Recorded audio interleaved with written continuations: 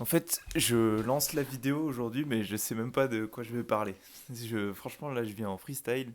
Les gars, j'ai sorti ma petite cravate et ma chemise. J'ai mis les écouteurs pour un meilleur micro, comme vous m'avez demandé sur Discord, pour améliorer un peu le son. Mais en fait, aujourd'hui, je sais même pas de quoi je vais parler. Si, je, je vais parler du fait de pourquoi c'est autant dur la rétention séminale au début et pourquoi vous êtes dans un schéma, dans un cercle de je tente la rétention séminale, je tiens quelques jours, quelques jours, quelques jours et hop, je rechute. En fait, la raison, elle est assez simple, c'est que vous avez entraîné, surentraîné, surentraîné votre cerveau pendant environ 1 à 2 ans pour les plus jeunes d'entre vous et des dizaines d'années pour les plus âgés d'entre vous. Pour vous donner un exemple, moi, j'ai eu environ 10 années d'addiction. J'ai commencé à 10 ou 11 ans à, à me masturber et à 15 ans, j'ai vu mon premier film pornographique. Ce qui fait que j'ai eu 10 ans environ, voire un peu plus, 11 ans, je dirais, d'éjaculation constante, presque quotidienne, en tout cas plusieurs fois dans la semaine. Ce que ça va créer dans le cerveau d'un, d'un enfant, parce que c'est ce que j'étais en vrai, un pré-ado, et d'un adolescent et d'un jeune adulte, c'est terrible. Les conséquences sur le cerveau sont euh, incroyablement terrifiantes. Et en fait, ça va complètement détruire votre cortex préfrontal et ça va laisser beaucoup de place à votre cerveau primal, à votre cerveau reptilien, mammalien, etc. Et en fait, pourquoi la rétention c'est aussi dur au début? C'est parce que la masturbation est une réponse à un stress, euh, aux émotions, aux émotions négatives, aux, je dirais, pour moi il n'y a pas de misère sexuelle, mais au manque d'affection et à l'idéalisation de la relation sexuelle avec l'autre.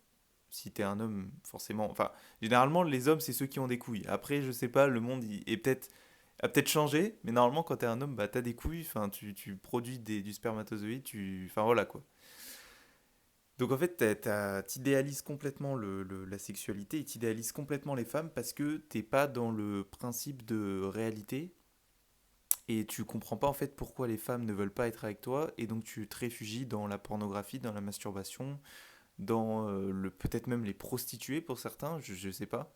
Je, je, je constate que c'est ce qui se passe dans le monde depuis la nuit des temps, le plus vieux métier du monde de toute façon. C'est terrible de se dire pourquoi c'est le plus vieux métier du monde, parce qu'en fait depuis très longtemps, les hommes ont oublié leur faculté, parce qu'on est dans l'abondance aujourd'hui, ils ont oublié leur faculté retenir, de retenir sa semence, parce que tout te pousse dans la société actuelle à ne pas la retenir. Et donc pourquoi c'est aussi dur au début? Parce que t'as des schémas qui sont vraiment ancrés, et t'arrives pas à les enlever en fait, t'arrives pas à les faire partir, t'arrives pas à retrouver... Regarde, je te pose une question. Quand t'étais enfant, bon certes tu produisais pas de spermatozoïdes, t'avais pas de sperme au début, mais est-ce que à 10, 11 ans, avant qu'on t'ait montré de la pornographie ou de la masturbation, t'as pensé de toi-même un jour à te dire je vais me toucher en regardant des adultes faire l'amour? T'as jamais pensé à ça? Ou alors si tu y as pensé, t'es un dégénéré et tes parents c'était probablement des dégénérés et tes grands-parents encore plus. Donc t'as jamais pensé à ça et en fait c'est juste un enchaînement de causes à effet qui ont fait qu'on a détruit ton enfance, ton adolescence et c'est les hommes entre eux qui se détruisent et à l'origine c'est la société qui les détruit. Et en fait on a créé un espèce de, de, de, d'écosystème autour de ça qui fait que tous les hommes entre eux en parlent et se conseillent de le faire. Il y a même des gens qui se disent que, que c'est normal de le faire. Enfin bon, généralement ils voient des vidéos de sexologues qui connaissent rien et qui te disent que bah, c'est pas grave de se masturber une fois par jour, plusieurs fois dans la semaine.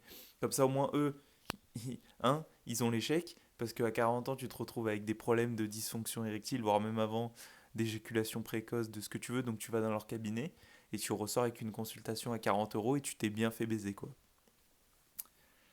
Donc voilà, ouais, pourquoi t'arrives pas à sortir de tout ça? Bah, parce que tu as des schémas importants que tu dois briser. Et pour les briser, il y a des techniques. Les techniques, un jour, je ferai une vidéo dessus, parce que ça me paraît important pour passer la première étape de détox. Vraiment, les 30-60 premiers jours, c'est cette phase-là. C'est cette phase où ça va être super dur. Ça va être vraiment, vraiment très, très dur. Je vais pas te mentir, mec. Ça va être vraiment super dur. Tu vas avoir des tentations de tous les côtés. Tu vas avoir des épreuves. Tu vas avoir des gens qui vont revenir dans ta vie. Tu vas avoir peut-être des épreuves financières. Peut-être tu vas, au contraire, avoir énormément d'abondance, ce qui fait que tu vas être tenté à rechuter ou faire pire, à aller forniquer, par exemple. Donc c'est ça. Ça va être super, super, super dur au début parce que tu sais plus faire. Tu sais plus retenir. Tu sais plus patienter. Tu sais plus avoir la discipline de faire les choses qui sont difficiles aujourd'hui pour avoir la gratification a posteriori. Tout ça, tu sais plus le faire. Et le problème, c'est que qu'est-ce qui se passe à chaque fois que tu rechutes, à chaque fois que tu relapses, tu sécrètes, enfin, pas toi, mais ton corps sécrète en fait des neurotransmetteurs tels que, par exemple, la prolactine, qui fait qu'en fait, qu'est-ce que ça veut dire prolactine? Dans le mot prolactine, il y a lacte, lactine, lactose, qui vient du fait que la prolactine permet aux femmes en fait de produire du lait, et accessoirement, ça donne aussi aux hommes les fameux man boobs, les seins d'hommes, quoi. Vous voyez des fois des mecs qui ont des seins, bon, il n'y a pas que ça comme, comment dire, comme origine. Il y a aussi le manque de sport, la graisse, il y en a tellement, les mecs ils bouffent tellement du McDo que, enfin voilà, ils mangent tellement mal, ils font tellement pas de sport, ils sont pas en rétention, donc la prolactine, ça devient un cocktail pour leur corps et ils ont des seins, quoi. Donc il y a ça qui fait que, en fait, bah, la prolactine, ça te garde dans un état total de non-motivation, d'envie de dormir, d'envie de rien foutre et de juste, après avoir fini, être comme ça. Voilà. T'es comme ça en fait. Ton cerveau, il marche plus en fait. Enfin, c'est pas que ton cerveau, il marche plus, mais c'est que à ce moment-là, t'as nourri ton cerveau reptilien, donc il parle plus. Et par contre, ton cortex préfrontal, qui lui est responsable de ta faculté cognitive, de ta raison, de ta faculté à résoudre des problèmes, etc., et ben lui, il prend le relais et il te fait comprendre pourquoi tu as fait ça. Et c'est ce que Schopenhauer appelait le moment de lucidité, en fait, qui est le moment où on se rend compte que notre acte est complètement bestial et irraisonné. Euh, donc il y a ça, donc il y a la prolactine, il y a aussi la dopamine, qui fait que tu passes d'un niveau très très haut de dopamine à peut-être même switcher de vidéos sur des sites de cul, à tout d'un coup bah, fermer ton téléphone parce que tu viens de cracher et que ce que tu regardes ça te dégoûte. Donc tu as une chute de dopamine qui est énorme parce que tu viens de lâcher la sauce. Donc là, tu n'as plus envie de voir ces trucs et tu te tapes le front comme ça en te disant mais pourquoi j'ai regardé ça? Pourquoi j'ai regardé ça? Tu as aussi la sérotonine qui baisse, qui fait que tu as une énergie qui est plus basse et tu as un niveau de joie et de bonheur qui chute d'un coup, parce que tu te rends compte que ce que tu as regardé, c'est artificiel et que ça t'apporte pas du bonheur, ni de la joie. La différence entre le bonheur et la joie, c'est que la joie, c'est quelque chose qui est plutôt momentané, instantané, qui dure pas très longtemps. Le bonheur, c'est un état qui se rapproche beaucoup de la paix, et c'est un état qui est assez long, qui peut durer assez longtemps et qui provient généralement de choses non matérielles. Ça peut par exemple provenir de la méditation, de la rétention séminale, du fait d'être en rétention, de construire une famille, de créer des choses, créer des vidéos comme je le fais, etc. Donc il y a ça, il y a toutes ces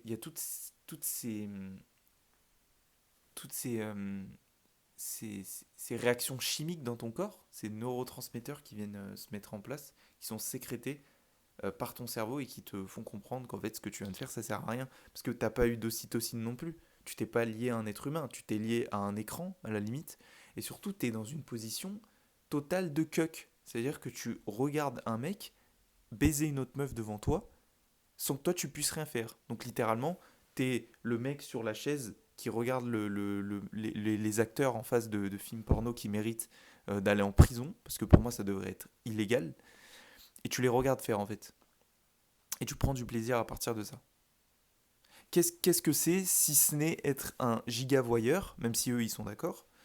D'un point de vue moral, je sais pas si c'est très éthique. Qu'est-ce que c'est sinon ça en fait?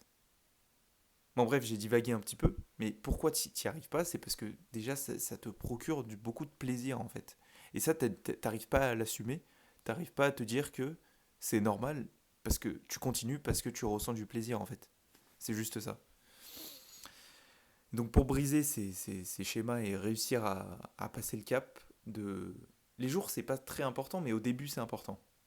C'est-à-dire qu'il faut passer les 10, 15, 20, 30, 60 premiers jours. 80, pour moi, 90, t'as réussi quelque chose de complet. T'as fait 3 mois, t'as fait un quart d'année. Et 90 jours, c'est vraiment, on va dire, un reboot. C'est vraiment, t'as réinitialisé le système, ton système nerveux. Ton... T'as pas encore le cerveau totalement désexualisé, mais après, comme je dis, chaque être humain aura une rétention séminale. Chaque homme aura sa rétention séminale. On n'aura pas tous les mêmes épreuves, les mêmes challenges, etc. Et donc voilà, donc pour s'en sortir, euh, plusieurs techniques. Déjà, la base, c'est les techniques matérielles, c'est faire du sport, c'est marcher, c'est méditer, c'est lire, c'est écrire dans son journal, c'est penser. La seule fois où je t'autorise en fait à parler, à penser dans le futur, pardon, c'est quand tu as envie de te BR, c'est quand tu as envie de te masturber, c'est quand tu as envie d'éjaculer. C'est le seul moment où je t'autorise à projeter dans le futur et où tu te dis, putain, comment je vais me retrouver là, quelques secondes après avoir craché. Je connais cette sensation, tu vois. Je l'ai vécu plus de 10 ans. Donc toi aussi, tu la connais. Tu sais qu'après, t'es pas bien. Tu sais qu'après, tu te sens comme une merde, tu te sens vidé, tu te sens... Et les gens autour de toi, ils le remarquent. Ils voient que t'es vide. Tu peux voir dans le regard d'un homme ce qu'il consomme. Et tout comme dans le regard d'une femme. Tu vois, les gens, ils sont vidés, ils ont le visage terne, ils sourient pas, ils sont pas heureux, ils te parlent tout doucement, ils ont pas d'émotion, tu vois. Parce qu'ils viennent de voir un truc qui est moche, qui est terrible, qui est ignoble, que tu devrais jamais voir dans ta vie en fait. Genre, à quel moment un être humain s'est dit, c'est normal de voir deux autres êtres humains, deux autres congénères, copuler devant moi? À quel moment on a normalisé ça en fait? C'est-à-dire qu'on normalise des choses qui sont terribles, les hook-up, donc les relations d'un soir, les flirts, la fornication, les films pornographiques, la masturbation, les jouets sexuels, on normalise tout ça. Mais par contre, quand un mec va être en rétention séminale et va dire moi j'attends et moi j'ai envie d'avoir une relation normale, c'est-à-dire être un peu plus âgé et accumuler des ressources, avoir 20, 25, 30 ans, faire peut-être 5 ans de rétention, 10 ans, où je m'en fous, je fais le plus d'argent possible et ensuite je trouve une femme qui est entre 20 et 25 ans, et ben les gens ils vont dire ah mais ça c'est bizarre, ça c'est extrême, ah j'ai envie d'attendre le mariage, ah mais t'es extrémiste, tu vois. C'est ça, on a normalisé des choses qui sont terribles. Et c'est pour ça que tu n'arrives pas à t'en sortir. C'est que, en fait, quelque part, tu es un produit de la société et tu te rassures, en fait, tu te complais dans cet état-là. Tu te dis, mais c'est normal, tout le monde le fait. Moi, c'est ce que je me disais à une époque. Je me disais, mais je suis pas si différent des autres. C'est normal, tout le monde fait ce que je fais là actuellement. Mais encore une fois, c'est pas parce que tout le monde fait quelque chose que toi, tu es obligé de le faire. Que toi, tu es obligé de suivre les autres. Tu vois. T'es pas censé être un mouton. T'es censé. euh, les hommes, ils sont censés guider. Euh, Pourquoi à l'époque il y avait des tribus? Dans les tribus, il y avait toujours des guides. Aujourd'hui, il n'y a plus de tribus. C'est-à-dire, la mondialisation a fait que tous les êtres humains sont comme un troupeau de moutons, mais il y a plus de bergers. Le Christ n'est plus là. Le Christ, il est au ciel. Bon, il nous dirige à travers l'église, etc., à travers les pasteurs. Quand je dis les pasteurs, je parle des prêtres, des cardinaux, du pape, etc., mais ça reste des hommes. Ils sont faillibles. Et on n'a plus ces repères masculins, etc., dans la famille. Parce que nos pères, ils n'ont pas été éduqués là-dessus. Parce que nos mères, elles n'ont pas été éduquées là-dessus. Et que les, les, les mariages qui fonctionnent se font de plus en plus rares. Parce que les gens veulent plus se marier, ont plus la valeur du mariage, et ils veulent plus se marier selon une raison sacramentelle. Et que ça dure toute une vie, que ce soit jusqu'à la mort. La rétention séminale, c'est jusqu'à la mort, mec. La rétention séminale, c'est jusqu'à la fin de ta vie. C'est-à-dire que tu produis des spermatozoïdes jusqu'à la fin de ta vie. Pourquoi t'arrêterais? Pourquoi une fois que tu as une femme, tu te dis ah mais je vais arrêter la rétention séminale parce que ça me sert plus à rien, j'ai une femme. Mais non, ça veut dire que tu es encore dans la même logique. Tu es dans la logique d'éjaculateur, tu es dans la logique de bah dès que je trouve une femme, je vais pouvoir éjaculer. Sauf qu'en fait, c'est pareil, c'est-à-dire que tu finisses euh, dans tes toilettes, dans une capote, dans un vagin, dans ta main, j'espère pas, mais que tu fasses tout ça à différents endroits, le résultat il est le même. Tu as éjaculé, tu as sorti ta substance de ton corps. Et donc tu as une perte. Tu as des pertes de nutriments, de minéraux, de testostérone et tes spermatozoïdes. Le résultat c'est le même, mec. Donc tu dois pas penser comme ça. Tu dois penser à qu'est-ce qui est le mieux pour moi et ma partenaire, qu'est-ce que j'ai envie de faire. Euh, Est-ce que là, à ce moment-là, c'est le moment d'avoir un enfant? Parce que la relation sexuelle, c'est le plaisir, la reproduction, l'union et donc l'amour. C'est ces quatre-là combinés. Sauf que si t'es là que pour le plaisir, c'est pas bon non plus. Tu retombes dans la luxure, tu retombes dans la lust, tu vois. Sans même parler d'un point de vue purement euh, dogmatique et religieux. Je parle à tout le monde. Mais si t'es un mec, même si t'es athée et que t'as envie d'être en rétention, la rétention c'est un combat contre la luxure. Tu peux pas dissocier rétention et luxure. C'est pas possible. Parce que si t'es en rétention, t'es contre la luxure et tu te sépares, tu divorces avec la luxure, littéralement. Tu divorces avec cette part en toi de désir ardent mais mauvais, qui n'est pas le bon désir, de fourrer tout ce qui bouge et de vouloir consommer de la chair, en fait. Quand je dis consommer de la chair, je parle pas de manger des êtres humains, les gars. Hein. Je parle pas d'un certain mec avec une origine qu'on connaît et qui faisait des expériences bizarres sur une île. Hein. Je parle pas de ça, les gars. Mais bref, c'est ça. Et pour s'en sortir, donc ce que je disais, les techniques matérielles, faire du sport, marcher, méditer, écrire dans un journal, super important, être sur mon Discord, les gars, ou être sur le Discord d'un autre mec dans ma niche qui va vous aider à sortir de tout ça. Parler avec des gens qui sont dans le même combat que vous, parce que moi je suis aussi jeune que vous pour la plupart. Je suis peut-être un peu plus âgé que certains, mais il y a des mecs plus vieux, il y a des mecs plus jeunes, et c'est pas l'âge qui fait votre maturité, c'est que vous allez guider des gens.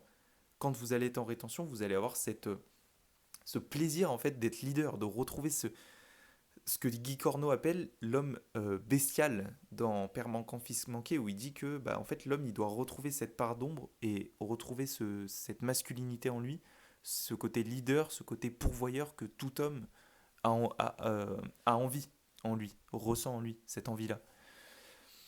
Bref, je m'écarte un peu. Je suis désolé les gars, je divague à chaque fois sur les sujets, c'est horrible. J'espère que vous m'entendez bien avec le micro parce que j'avoue que j'ai fait ce choix-là pour vous... Parce que cette vidéo, elle va être assez longue, c'est pour ça que j'ai envie que vous m'entendez bien. Donc ouais, les techniques, c'est ça. C'est vraiment, dans un premier temps, les techniques matérielles pour euh, sublimer l'urge, pour transcender le urge, la tentation. Et après, ça va être des techniques qui arrivent plus dans ce que je disais, donc la méditation, la respiration, la prière. La prière, les gars, super, super important. Mais pas la prière au sens... J'entends pas la prière au sens forcément dogmatique, c'est-à-dire réciter, si vous êtes musulman, réciter une sourate ou réciter un autre père pour les catholiques ou les orthodoxes, les chrétiens en général, ou un Ave Maria, ou un, je sais pas moi, n'importe quelle prière chrétienne, catholique ou de n'importe quelle église. C'est pas forcément ça. C'est prier avec le cœur. C'est prier ce que vous avez envie de dire à Dieu. C'est une discussion avec Dieu. La prière, c'est la discussion avec Dieu. La méditation, c'est la discussion avec vous-même, selon moi. C'est que vous êtes toujours connecté avec le divin, mais de façon différente. Quand vous priez, vous échangez. Prier, les gars, étymologiquement, ça ne veut pas forcément dire adorer. Ça veut aussi dire, quand je te dis je te prie de vider le lave-vaisselle, je suis pas en train de t'adorer. Je suis pas en train de dire que je t'adore, que je te prie au sens d'une divinité. Je suis en train d'échanger avec toi. Je suis en train de te dire, est-ce que tu peux faire ça pour moi, tu vois? Et bien avec Dieu, c'est pareil. C'est vous lui dites, est-ce que tu peux faire ça pour moi? Est-ce que tu peux m'aider à transcender cette urge? Et Dieu, il vous répond. Ok? La méditation, c'est vraiment quelque chose d'intérieur. Vous allez le ressentir en vous quand vous allez prier. N'hésitez pas à aller voir ma vidéo, je vous la mets dans la petite fiche là, ce sera en haut ou ici, je sais pas. N'hésitez pas à aller voir ça. C'est une vidéo où je parle de la méditation et du fait que c'est super important, les gars. Méditer, c'est vraiment super, super important, les gars, de méditer et de prendre le temps et sans musique ou avec musique, de ressentir vraiment cet influx nerveux en vous qui passe dans tout votre corps et qui est de l'énergie en fait. Et vous allez ressentir, plus vous allez avancer dans la rétention séminale, plus vos couilles vont devenir lourdes, les gars. Non, je rigole. Non, plus vous allez ressentir cet influx nerveux en vous. Et c'est un truc de ouf. Donc ouais, méditation, respiration, prière, ça c'est vraiment transcender l'urge, ça passe aussi par la création, par l'art. Ça peut être juste écrire un livre, faire une vidéo. Euh, Qu'est-ce que ça peut être d'autre? Tout ce qui va être au niveau de la création qui n'est pas physique, euh, au sens de faire un enfant ou de bâtir un physique, des muscles. Tu peux transcender l'urge aussi par le jeûne, bien évidemment. Les gars, là je suis en jeûne. Je sais pas quelle heure il doit être bientôt 11 heures, mais je suis en jeûne depuis hier 20 heures, les gars. Ça fait bientôt 16 heures que je jeûne. Il faut savoir qu'au bout de. Entre, au début de. Allez, entre 12 et 16 heures, moi je dirais plutôt 14-16 heures, vous avez les premiers corps cétoniques qui sont. Il y a des traces de cétone en fait dans votre corps. Donc au bout de 14 à 16 heures, vous êtes en cétose légère, les gars. Et la cétose, c'est simplement le fait que votre corps, il va passer de l'utilisation du glucose au gras pour fonctionner comme énergie. C'est ça. Et c'est très important, les gars, d'être en cétose, parce que le gras, littéralement, est responsable de vos émotions. C'est-à-dire qu'un trop... c'est dur à dire.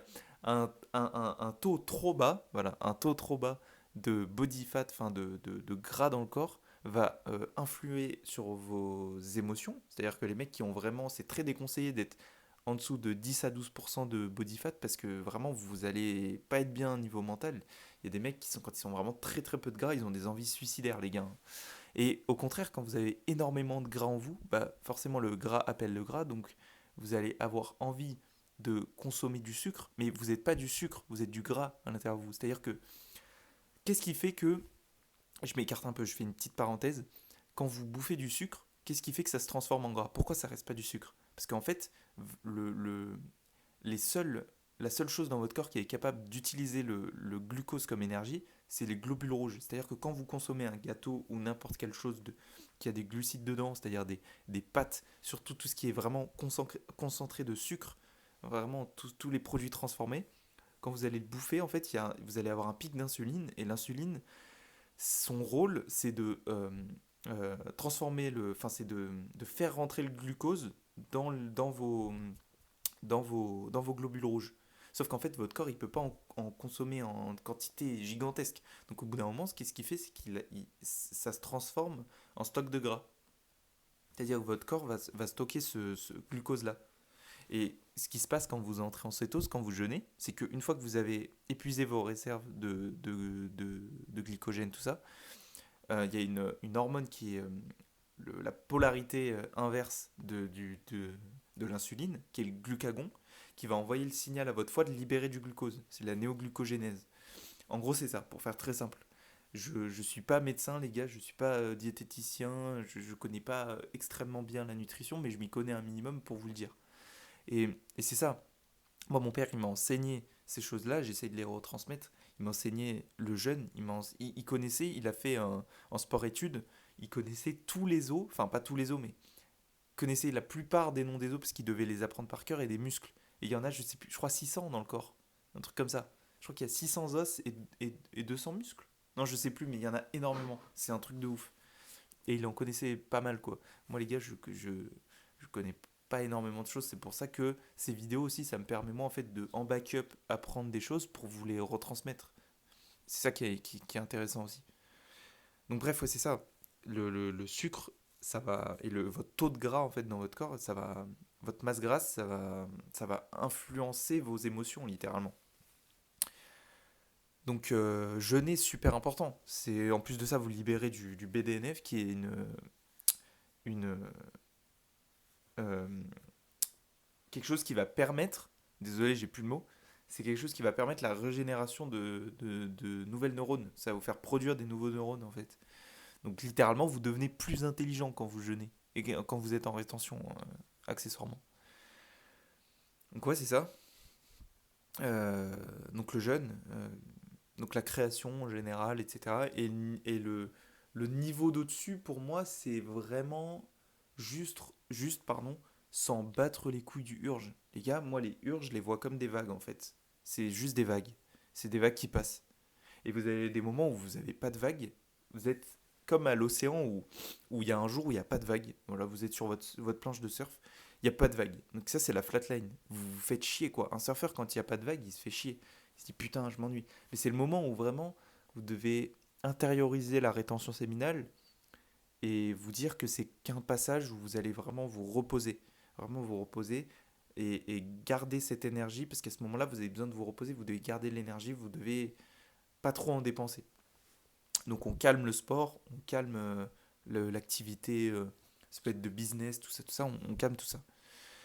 Et les phases où il y a énormément de vagues, qui sont successives, qui sont irrégulières comme régulières, c'est les urges, c'est les tentations. Et là, c'est le moment où vous devez vous amuser en fait. Vous devez surfer les vagues. Vous devez vous dire, ok, là j'ai de l'énergie.